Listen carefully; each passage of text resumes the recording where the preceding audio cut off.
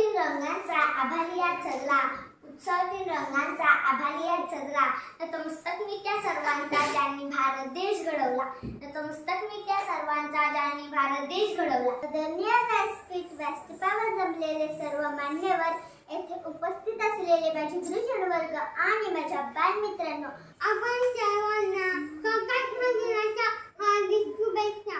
आज आपण 15 ऑगस्ट 2024 रोजी आपल्या देशाचा 78वा स्वातंत्र्य दिन साजरा करीत आहोत। हा एक अतिशय अभिमानाचा आणि आनंदाचा क्षण आहे। महात्मा गांधी, जवाहरलाल नेहरू, सुभाषचंद्र बोस, भगत सिंग अशा अनेक महान नेत्यांनी आणि असंख्य स्वातंत्र्य सैनिकांनी आपल्या देशाच्या स्वातंत्र्यासाठी संघर्ष केले।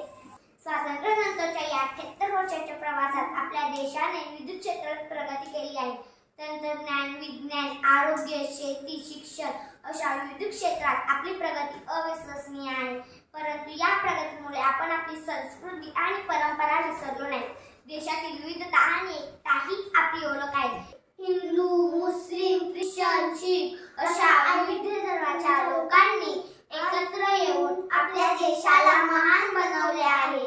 परंतु आपल्या देशाला अजूनही अनेक आव्हानांचा सामना करावा लागत आहे। गरिबी, बेरोजगारी, अशिक्षितता, भ्रष्टाचार, महिला अत्याचार अशा अनेक समस्या आपल्या देशाला सतावत आहेत। या समस्या सोडवण्यासाठी आपण सर्वांनी एकत्र येऊन प्रयत्न करायला हवे। आपल्या नेत्यांनी दिलेला संदेश आपल्याला आठवायला हवा। एकता हीच आपली शक्ती आहे। जय हिंद, जय महाराष्ट्र।